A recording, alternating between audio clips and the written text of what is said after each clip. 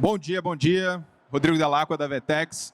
Queria agradecer vocês pela presença. Agora a gente vai ter um bate-papo super interessante sobre geração Z.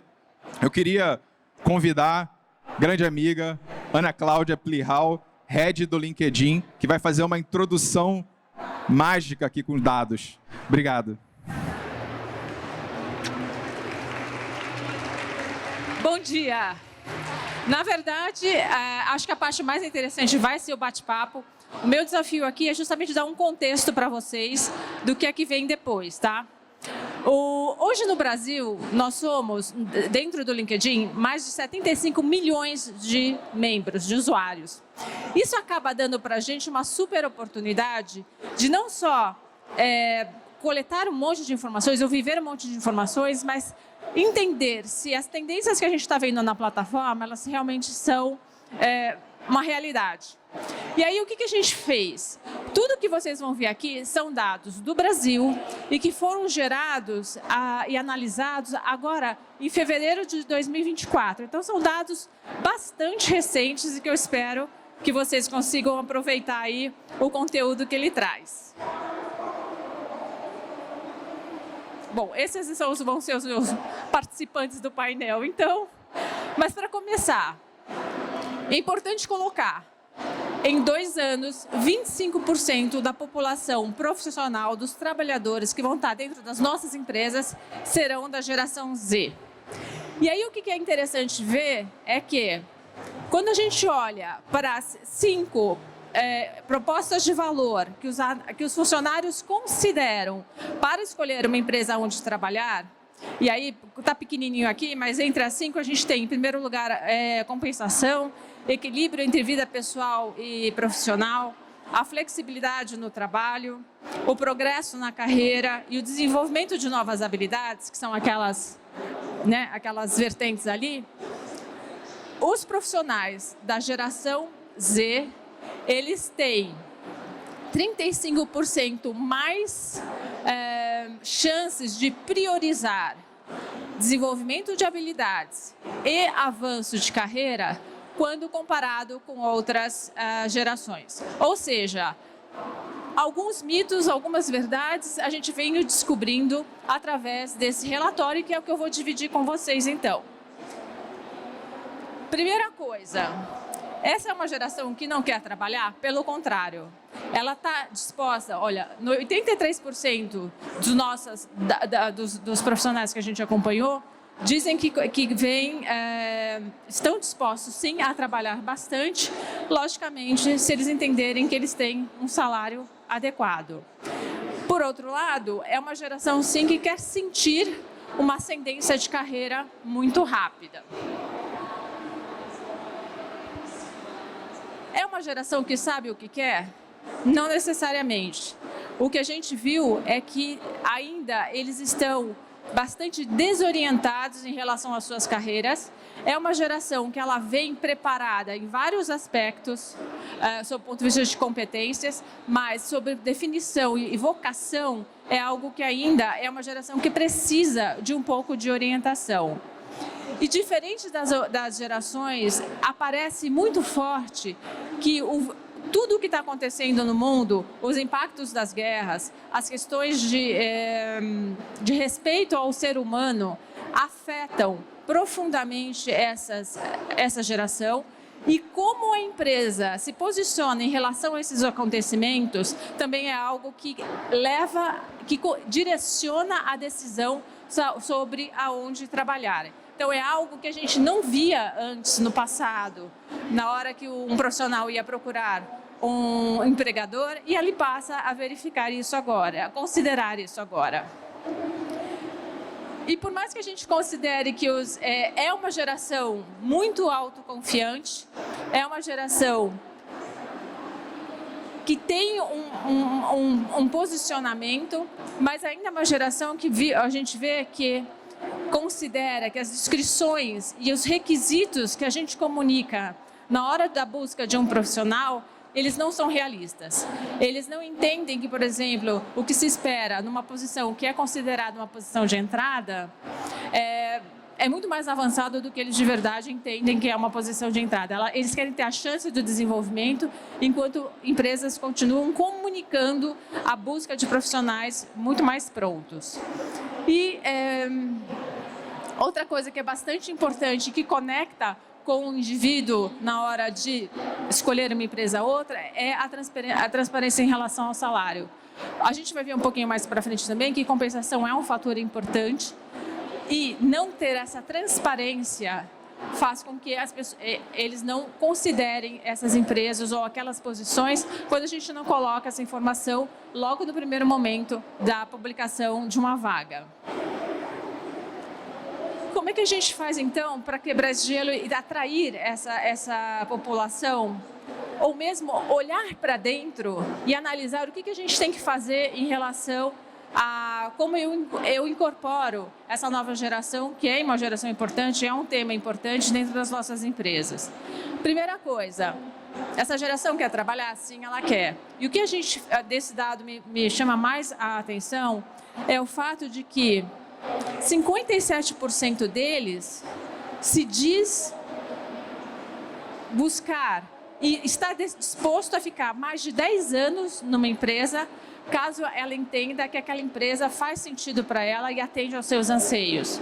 Então, diferente de algumas gerações anteriores, que buscava muito mais um trabalho e uma realização por projeto, essa geração, a geração Z, busca um relacionamento de desenvolvimento e de compartilhamento de objetivos e missões de uma forma muito maior do que a gente tinha na geração anterior.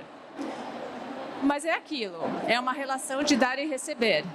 Eles estão dispostos a priorizar, né, em até 83%, o salário em relação a, por exemplo, o equilíbrio entre a vida pessoal e a vida profissional, ou mesmo um ambiente de colaboração entre as empresas. Eu confesso que essa, para mim, foi uma das grandes surpresas do estudo, que não era tão evidente, né? A gente tem todas as empresas, acho que todo mundo, né, tem buscado cada vez mais entender o papel que o profissional tem em relação ao pessoal, mas aqui, pagando bem que mal tem. É um pouco isso que eles estão querendo dizer para a gente. E trabalhar bastante. Mais da metade dessa população se diz que está muito disposta a, de novo, pagando bem, trabalhar horas extras, trabalhar em projetos, dar um extra mile em troca de algo que eles valorizem. Por outro lado, como eu coloquei, ainda tem muita dúvida. É uma geração que chega muito cheia de dúvidas, porém valoriza muito a relação com as gerações anteriores, principalmente as gerações que trazem um legado, que têm uma experiência. É uma geração com alto índice de autoconfiança, mas ela admite que não sabe fazer networking. Então, é um ponto importante, porque encontrar a forma de se comunicar e se relacionar é o detalhe, porque valor eles veem nessa relação de troca. Eles veem valor, mas eles não sabem fazer. E aí, a gente se dá o luxo, né, de dividir algumas dicas que eu colocaria, né, algumas sugestões. O que eu faço para atrair ou para ir me preparando para atrair essa população e mantê-la, né? Porque não é só uma questão de atração, é muito uma questão de retenção, é muito uma questão de explorar todo esse benefício que cada uma das gerações tem, mas que a geração Z traz como sendo essa nova geração entrante no mercado de trabalho. Então, as primeiras dicas: pensem na forma com que vocês estão anunciando as suas vagas. Simplifiquem a mensagem, sejam transparentes e realistas com as expectativas. A flexibilidade é outra situação. Quer dizer, híbrido, remoto, presencial, é algo que tem que ficar claro. E por mais que eles gostem dessa flexibilidade, considerem que eles precisam, eles esperam. É uma geração que entrou no mercado de trabalho durante a pandemia e sentiram o benefício do contato. Então, pensar em momentos onde você junte a equipe inteira é algo muito valorizado por essa geração. Terceira dica: essa siglazinha, né? O tal do DEI, a diversidade, a equidade e a inclusão, aqui não é discurso.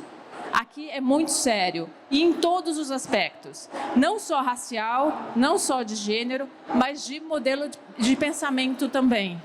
Então, assim, se vocês, suas empresas, as suas áreas, né, se a sua liderança é uma liderança que ainda não exercita modelos mentais diferentes, essa geração vai cobrar muito de vocês e é fator determinante de permanência nas organizações. Foco no onboard. Primeira experiência é aquela que fica. Cuidem disso. Se o funcionário se reconhece nos primeiros dias em que ele está entrando dentro da organização, a tendência dele compactuar com a missão, abraçar o propósito e seguir com você é muito importante. Essa primeira fase é crucial na formação desses, né, na retenção desses profissionais. E, por fim, o desenvolvimento de competências. Como a gente viu, essa geração ela é movida por sentir o seu desenvolvimento. Investir em plataformas, em mecanismos, em oportunidades, onde não necessariamente eu mude de estágio, mas eu ganhe competências, é fundamental. Então, essas são as 5 dicas. E aí, se alguém tiver interesse, a gente aproveita, a gente lá no LinkedIn aproveita tudo isso que a gente pesquisa e tudo isso que eu estou dividindo com vocês para jogar para a nossa plataforma de desenvolvimento também, que é uma forma de prover essas competências, esse desenvolvimento de competências de forma democrática, colocando o profissional, pilotando a sua carreira. Então, esse é o QR Code que dá acesso aí a um período de experimentação para quem tiver realmente interesse em pensar em programas de desenvolvimento para a retenção da geração Z. Dados de Brasil, e a gente abre agora para a conversa, né, Rodrigo? Obrigado, Ana. Agora, para agradecer a conversa aqui, vou chamar Tom Mendes, diretor institucional do IDBR. Por favor, salva de palmas. Fernanda Tait, Head de People da Stone. Bem-vindo.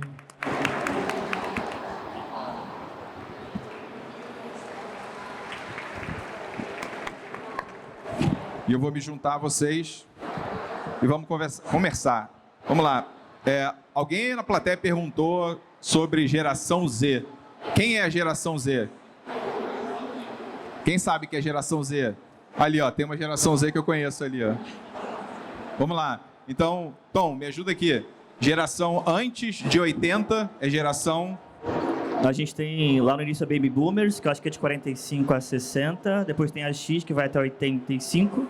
Eu não lembro, agora eu tô dando uma confusão. Millennials, né? E depois a Z, né? Certo. Exato. Bom, eu sou millennial, nasci ali em 80 e pouco, 40 anos, millennial. Quem tem 40 e poucos anos, X. Quem tem menos disso, Z. É isso, né? Eu sou geração Z por conveniência. Eu também. Perfeito, vamos lá, vamos começar. Ana, muito interessante os dados. Eu queria começar dando uma informação aqui, que a geração Z, ela é possivelmente a geração mais informada e mais preparada que já entrou no mercado de trabalho. E essa geração, ela prioriza, como você disse, né, a oportunidade de crescimento de carreira, desenvolvimento de habilidades e de forma acelerada. E aí, o que precisa mudar? O que precisa mudar para essas organizações se adequarem a essas necessidades? Sim? Não, eu acho que principalmente o que a gente precisa mudar é a forma com que a gente oferece essas oportunidades. Por muito tempo, as organizações, elas dirigiam o caminho de desenvolvimento. E essa geração, ela quer, como eu falei, ela quer pilotar o seu próprio desenvolvimento, ela quer escolher quais são as suas competências. E você começar a conversar baseado em competências e não mais em cargos ou funções, faz toda a diferença. Você pivota a perspectiva. E aí ele entende por que você está propondo aquele projeto, por que você está colocando naquela posição e por que ele tem um papel ativo para o desenvolvimento dessas competências. Se eu puder contribuir com o ponto que a Ana trouxe, primeiro eu achei a sua apresentação muito legal no começo. Fiquei ali de tiete e acho que contribuindo principalmente com a parte de engajamento, né? Então, eu achei super interessante o dado de 36% que você trouxe de força de trabalho geração Z, porque esse número conecta muito com o nosso percentual de geração Z dentro do nosso headcount, eu achei bem interessante. E algumas mudanças que eu venho percebendo ao longo dos últimos anos dentro da própria companhia, a gente não tem necessariamente ações para a geração Z, né? Porque no fim do dia, dificilmente você tem um time composto só por geração Z, né? Você, no geral, tem 4 ou 5 gerações num mesmo time e você precisa que isso coexista, né? Mas algo que me chamou a atenção nessa perspectiva de engajamento a gente precisou colocar muita energia em tudo que tange, por exemplo, trilha de carreira. Trilha de carreira, competência, processo de promoção, evolução. Porque a gente, por muito tempo, evitou falar sobre cargo. Porque a gente sempre quis que as ideias prevalecessem. Tudo bem que a empresa crescendo, você precisa ter mais maturidade nos processos, mas a gente percebeu também que, em algum grau, isso podia estar deixando de contribuir e deixando de contribuir com o engajamento das pessoas. Porque as pessoas, de fato, esperam mais transparência, né? Então, não precisa me dizer necessariamente todo o passo a passo, mas qual é a minha trilha de carreira? Quais são as competências que eu preciso? E até dentro disso, eu participei de um evento do LinkedIn no mês passado, e eles trouxeram que até 2030... para uma mesma função, as competências vão mudar até 50%. Isso chamou muito a minha atenção, porque isso contribui não só com a geração Z, mas também com a evolução do mundo. Então, só para dar um exemplo, a gente pegou aqui no Brasil, analista financeiro, há 5 anos atrás, o que se buscava de competências. Esse mesmo analista financeiro, hoje, 35% das habilidades solicitadas mudou em 5 anos. Nos próximos 5, vai mudar 65%. Então, assim, é constante. Bom, posso trazer? Eu estava pensando... Gente, bom dia para todo mundo aqui. Todos bem? Deixa eu me apresentar um pouquinho antes aqui. Eu sou o Tom, como o Rodrigo comentou. Sou geração Z por conveniência, como eu comentei, mas sou millennial por idade. Mas eu ouvi uma vez numa conversa com uma empresa que patrocinaria um evento do IDBR, que é a instituição da qual eu faço parte, que ela estava falando que as gerações elas estão super combinadas. E a geração Z ela veio para gerar reflexão também. E aí ela falou de uma questão que eu não conhecia, que são as pessoas da geração atitudinal. Não é uma nova geração, tá, gente? Mas são pessoas de qualquer idade, sejam mais jovens ou mais velhas, que se incluem também junto à geração Z. Então, são pessoas com 40, 50 anos que têm uma boa percepção de mundo e também pensam muito igual às pessoas da geração Z. E aí eu queria até fazer uma pergunta para vocês aqui. Quem gosta de ser colocado em caixinhas aqui? Ninguém, né? Quem se considera uma pessoa inconformada? Bacana.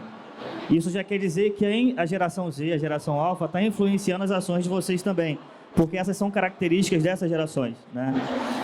Eu estava vendo um dado que a gente tem aproximadamente 2.300 universidades no Brasil. E dentro dessa universidade a gente tem, eu até anotei aqui, quantas? Deixa eu ver aqui, mais de 32 mil opções de curso para se fazer. Vocês sabiam disso? Imagino que sim, né? Então é muita opção do que fazer para a vida, muito diferente do que era antigamente, né?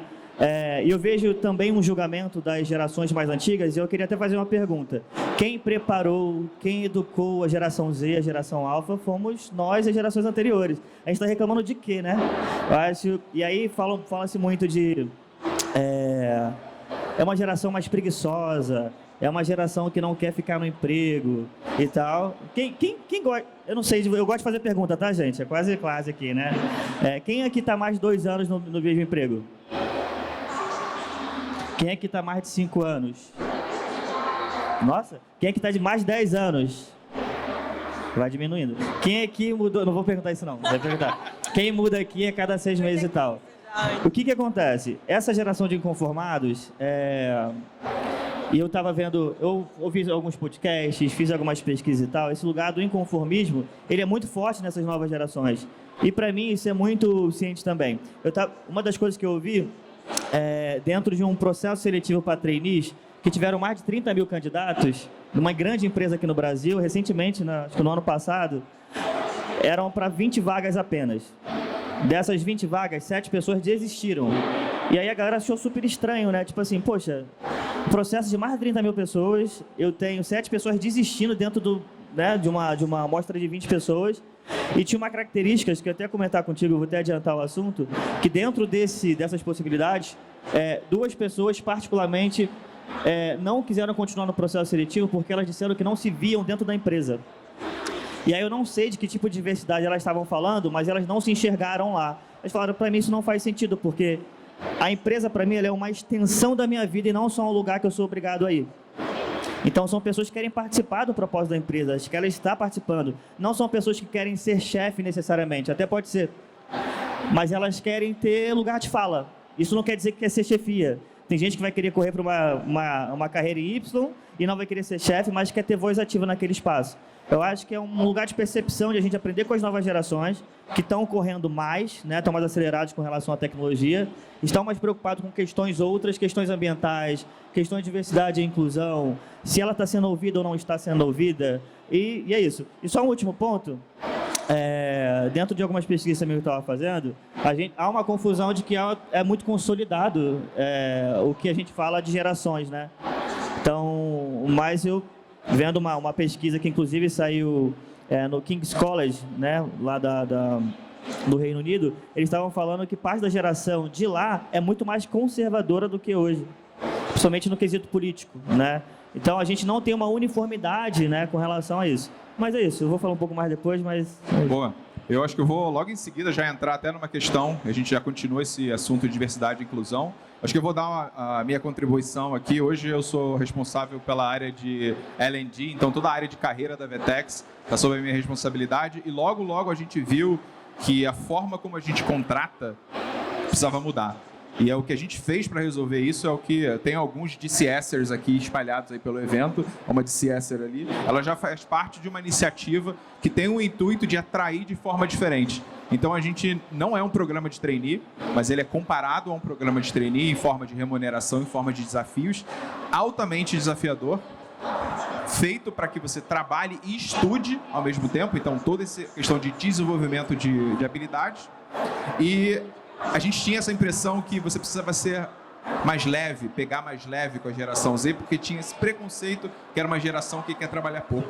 Ao contrário, essa geração, se você dá abertura, se você dá a responsabilidade, o que a gente tem visto é que eles assumem a responsabilidade.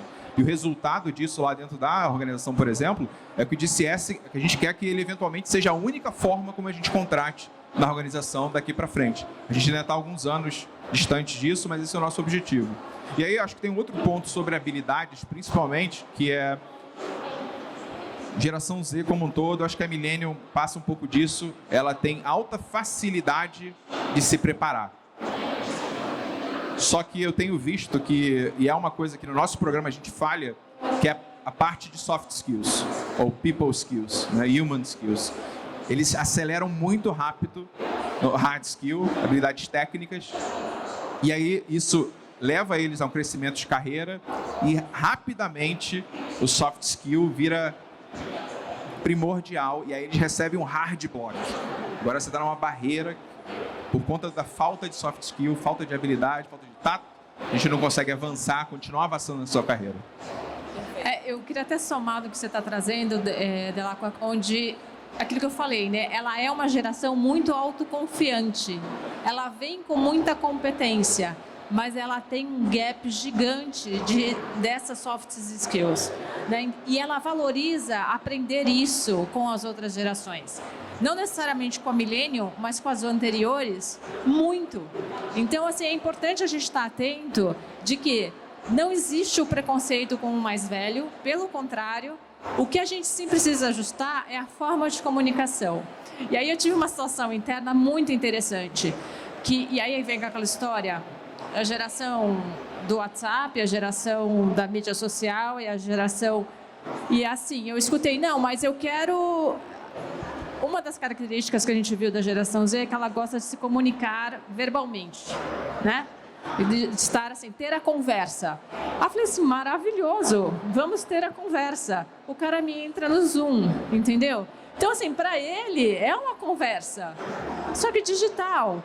E aquilo para mim foi sabe, um momento de, putz, é verdade, né? Não estou mandando um e-mail, não estou mandando um comunicado, eu não postei na minha página do LinkedIn.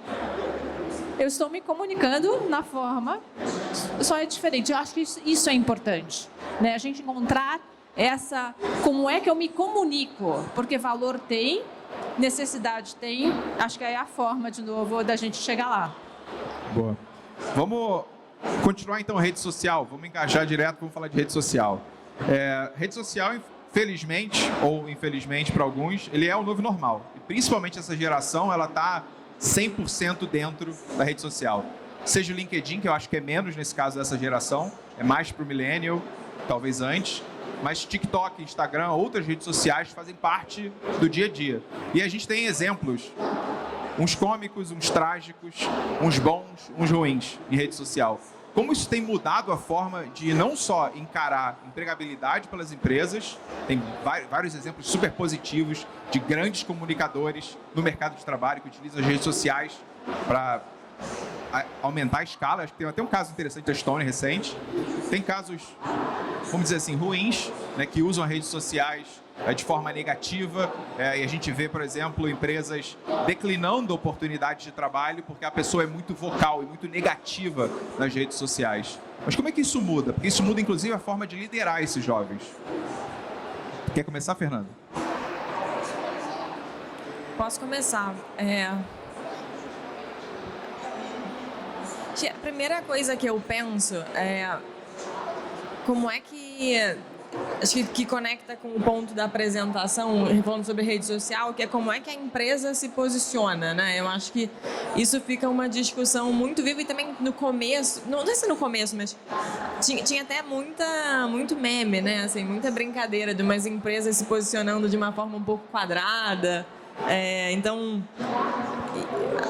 na época também veio o termo cringe, veio alguns termos assim. Então, eu acho que o primeiro ponto, porque eu sinto que na Stone, né, pela perspectiva de gente, foi importante, foi a gente repensar, junto com o time de marketing, junto com montar de fato um grupo de trabalho para repensar qual vai ser o posicionamento, como é que vai ser o nosso job board, que é onde a gente posta as nossas vagas, como é que a gente vai se posicionar ali melhor no Instagram, LinkedIn, como é que você organiza mais um pouco isso, né? Porque você tinha o perfil do Jornada, que é onde a gente posta as vagas, você tinha o perfil da Stone, você tinha um outro perfil, e as pessoas ficavam um pouco confusas, e as pessoas começavam a, de alguma forma, cobrar, assim, qual é a narrativa, né? Assim, vocês têm vários perfis diferentes, a gente tem o Instituto Propag, que é uma outra instituição, e de fato, quando você parava para olhar, era um pouco desconectado, né? Então, eu sinto que internamente isso se tornou um grande assunto.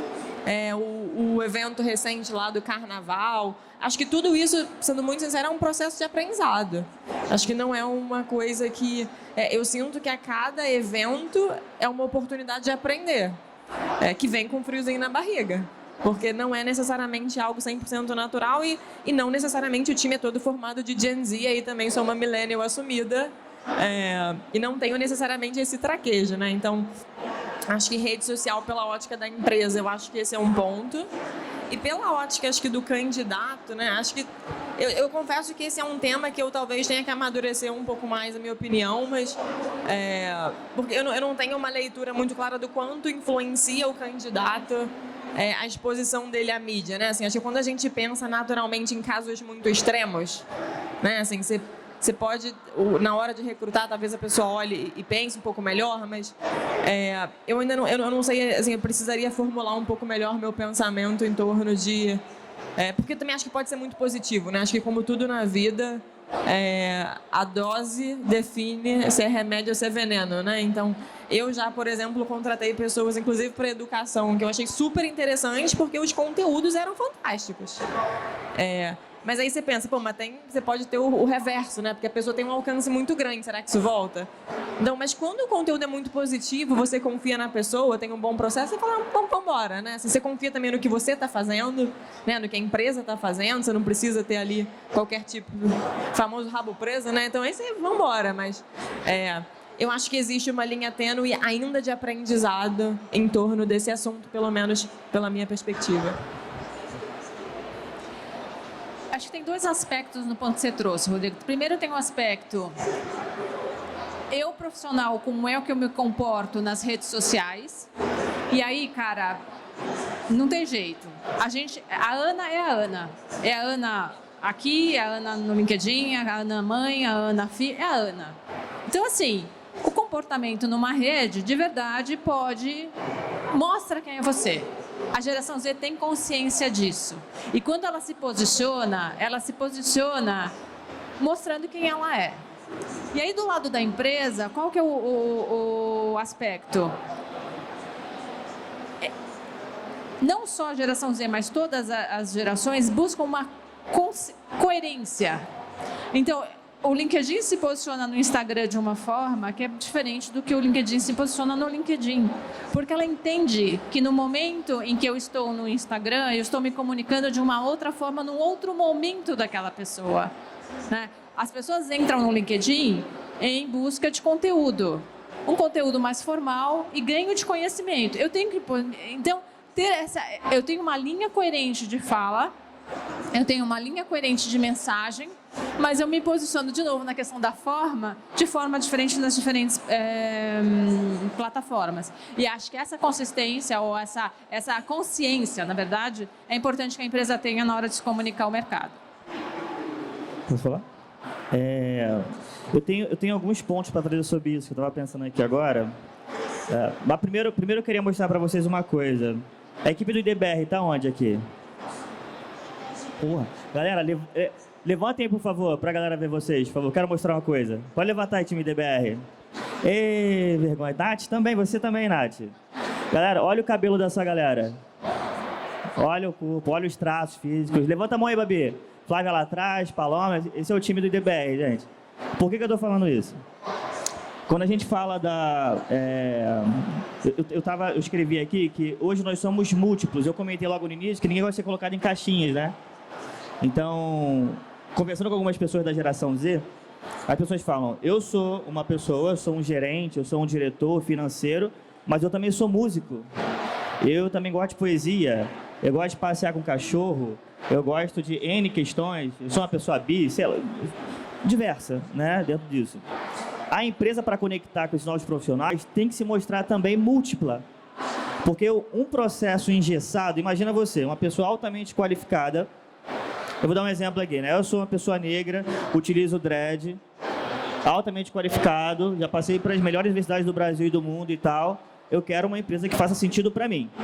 Aí eu entro lá no site, me deparo, por isso que eu falo que o processo de recrutamento e seleção, ele não começa na entrevista, ele começa muito antes, então não é responsabilidade só do RH. Então o RH cobre a comunicação, cobre o marketing, cobre a fala do CEO, da CEO, cobre a direção, cobre os comunicados, porque isso faz parte e ajuda o RH a contratar.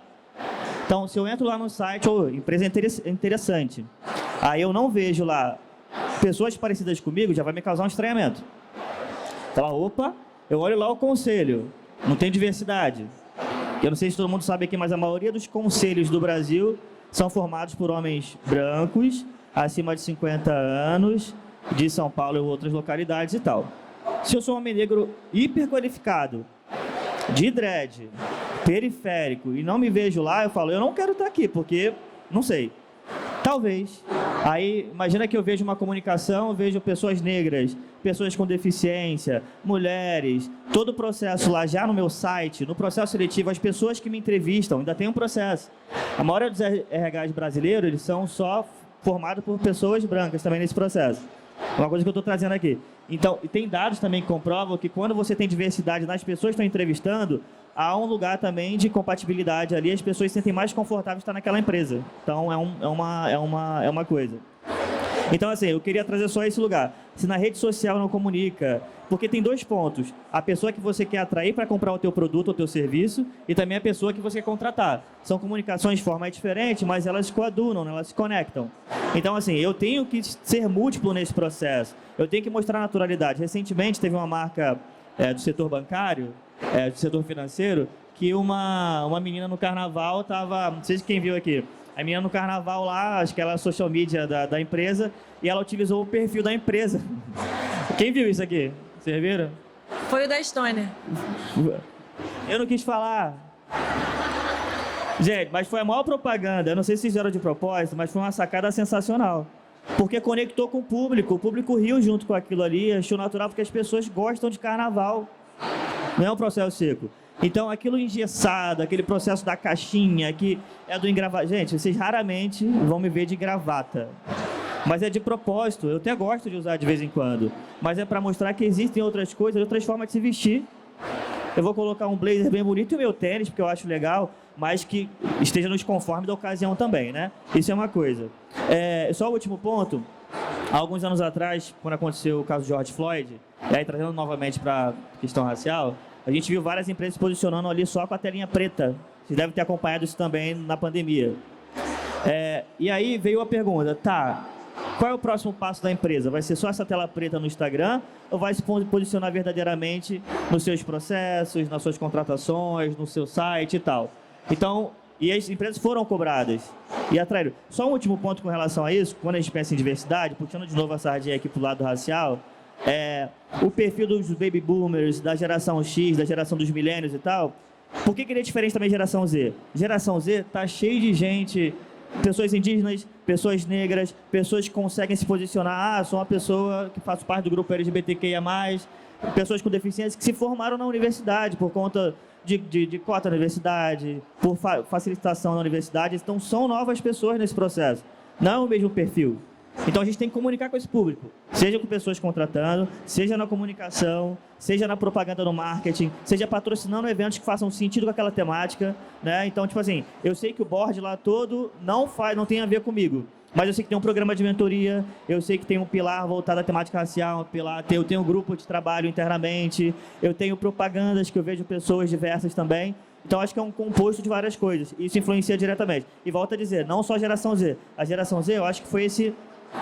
gente, se vocês não querem trabalhar comigo, não vai rolar, porque ou é comigo ou é comigo. Porque eu sou a próxima geração que estou no mercado de trabalho, então começamos a colocar a exigência na mesa. Isso impactou outras gerações também. Mas é isso que tinha que compartilhar. Mas eu acho que tem um ponto super importante sobre quando a gente fala geração, é esse conflito. E esse conflito, às vezes, é visto como uma coisa ruim, mas pode ser visto como uma coisa boa.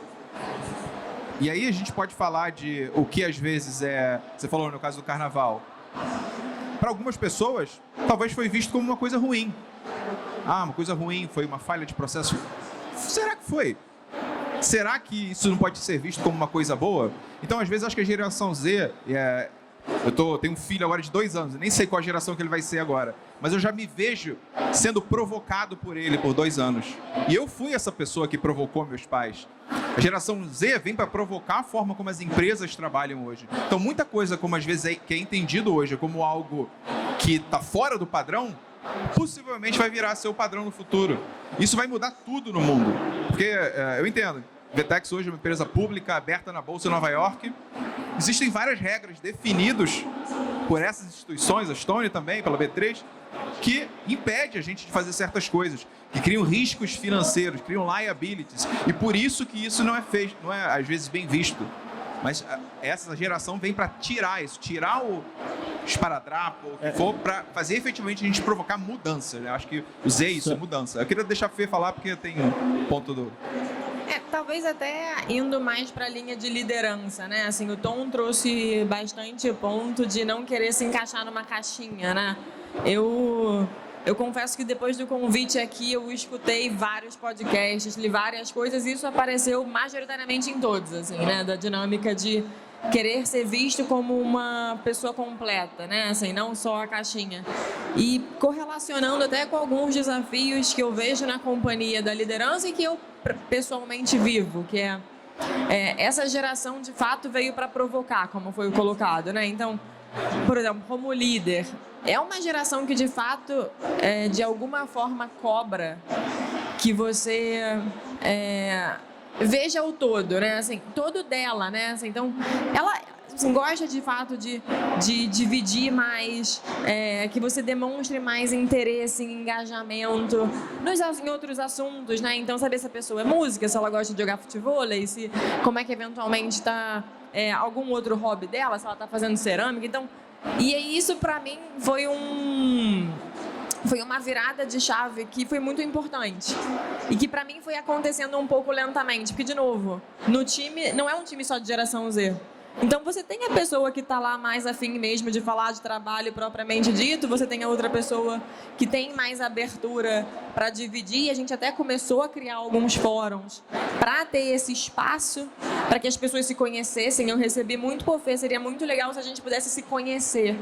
E eu, em algum momento, perguntava, o que exatamente isso quer dizer? Né? Assim, a gente já se conhece, o que você quer conhecer mais, né? E aí a gente montou até um fórum nosso que a gente tem semanal, que se chama People Talks, que a gente entra e a primeira parte é é uma pessoa se apresentando. Então, e foi muito interessante, porque depois que eu pessoalmente fiz, né, assim, antes de dar a ideia, você testa, né? Então, eu apresentei ali a minha família, eu apresentei o meu cachorro, eu apresentei os esportes que eu faço, meu marido, meus sonhos e a resposta foi super positiva. E mesmo quem não é da geração Z, teve gente que se emocionou. Depois foi contar a própria história, se emocionou, sabe? Então acho que, de fato, traz muita reflexão, né? Porque quando você se olha por essa lente, né, que é uma lente mais completa, você não desvê, né? E você passa a considerar e se preocupar e, de fato, você de fato passa a ter uma ótica um pouco diferente para além do trabalho que está ali posto, né? Então, eu acho que esse ponto da caixinha, esse ponto de uma geração que veio para provocar, acho que tem muita coisa muito positiva, e conectando com o ponto que você trouxe, para mim é um desafio, e que a melhor forma que eu vejo de resolver é falando sobre ele, é a troca geracional, porque ao mesmo tempo que tem uma pessoa que adora dividir, tem uma outra que acha que aquilo ali eventualmente é meio perda de tempo, aí sendo muito sincera, assim, né? Tem uma outra pessoa que gosta, mas não tá muito afim de ela lá se expor para falar. Então, quando e aí a melhor forma que eu tenho encontrado, né, de direcionar essas dinâmicas é falando. Assim, olha, gente, somos gerações diferentes, valorizamos coisas diferentes, vamos tentar ver o que funciona pra gente, né? Porque também é muito difícil, na minha leitura, tentar generalizar uma geração, né? Assim, então toda geração Z, então todo milênio, é difícil, né? Assim, você encontra grandes grupos de comportamento, mas muita coisa influencia, né? Contexto, criação, cultura, tanta coisa influencia que é difícil tentar botar todo mundo num bloco, né? Mas acho que se puder deixar uma sugestão aqui que tem funcionado, que é expõe o assunto, sabe? Assim, ó, isso aqui para você é importante, para outra pessoa não é. Pô, vamos encontrar aqui no meio do caminho nessa solução. Essa aqui de fato está um pouco longa, vamos segurar um pouquinho mais. Então, e ir arbitrando. Mas acho que, na minha leitura, grande desafio de liderar geração Z de forma geral é que você não lidera uma geração só, né? Você lidera um pool de pessoas que vêm em contextos diferentes, criações diferentes, gerações diferentes. Para mim, o grande desafio mora aí, que foi o ponto que você trouxe, né? Que é como é que você concilia. Boa. Como a gente está no finalzinho, eu queria, Ana, te convidar para fazer 30, 40 segundos assim de o que você leva para o LinkedIn com relação ao desafio de geração Z, e aí o Tom também. Como eu encaro? Com uma super oportunidade, né? Como a Fernanda colocou. O mais importante é a gente não generalizar. Ter os dados é muito legal, porque eles têm que ser insights para você se revisitar. Eu acho que isso é super importante.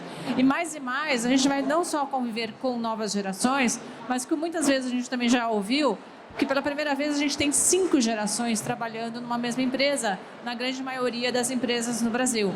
Isso é uma super oportunidade. Então, eu acho assim, abracem como uma oportunidade. Boa, Tom, um encerramento? Vou ser bem rapidinho.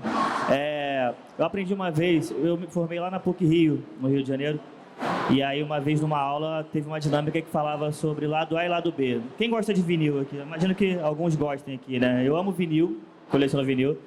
E a dinâmica falava de lado A e lado B. O lado A é o que é o comercial, é o que a gente coloca para fora, o que a gente acredita que vai vender é o marketing. O lado B é a essência. O lado B, normalmente quem escolheu o lado B dos vinis era o próprio artista, que eram as músicas não comerciais, mas que ele se sentia um afago, era legal para ele e se conectava. Isso que a gente estava comentando aqui e a dinâmica era, qual é o seu lado B? Qual é o seu lado B? Qual é o seu lado B? Qual é o lado B da sua empresa? E lembrando que empresas são formadas por pessoas. Essas 5 gerações trabalhando em conjunto. O que o Baby Boomer pode trazer, o que uma geração alfa, numa reunião familiar que a empresa traga, o que essas crianças vão trazer para uma dinâmica empresarial também. Então, qual é o lado B da sua empresa? Porque puxar essa dinâmica, né? Descobrir o que as pessoas gostam, o que elas querem, quais são as crenças dessas pessoas. Ontem eu estava ouvindo a Oprah falar, eu fui no evento aqui em São Paulo também, e ela estava falando exatamente sobre isso, sobre o lugar da essência, né? Esse lugar do trabalho como complemento da vida também, né? E para fazer sentido de verdade, descobrir o seu lado B e conectar-se com as pessoas também. Era isso que eu queria deixar como mensagem. Boa. Eu acho que o meu lado, a minha contribuição aqui é que no momento que você se coloca como líder, apto a ser desafiado, você cria condições, um ambiente seguro para que as pessoas que trabalham diretamente com você te desafiem, a gente está criando uma empresa melhor para o futuro. E um outro ponto que eu sempre fui muito mais recatado. Eu não uso minha rede social. Tem uma menina que trabalhava comigo ali que ela, não, Delaco, você tem que ir para a rede social, vamos fazer e tal. Mas uma coisa que eu sempre fui muito aberto. Tipo, quem está comigo diretamente conhece o Delaco, e o Delaco sempre fala, só tem uma pessoa. Não tem o Delaco profissional e o Delaco pessoal. E o que eu consegui entender é que quanto mais a pessoa te entende os princípios pelos quais você toma a decisão, melhor é o relacionamento, mais à vontade ela se coloca para te desafiar do lado positivo. Vários processos também que existem hoje corporativamente são feitos e são questionados por essa geração simplesmente porque ela não sabe isso aqui precisa acontecer por lei ou isso aqui precisa acontecer por causa disso. Aí ela, entendi. Então a gente acha que é uma geração que não é empática, ao contrário, eles são muito empáticos. Se você joga para elas o problema, essa geração é uma geração que tem me mostrado trazer soluções. Então queria agradecer a todo mundo pelo bate-papo incrível, Stone, DBR e LinkedIn. Obrigado.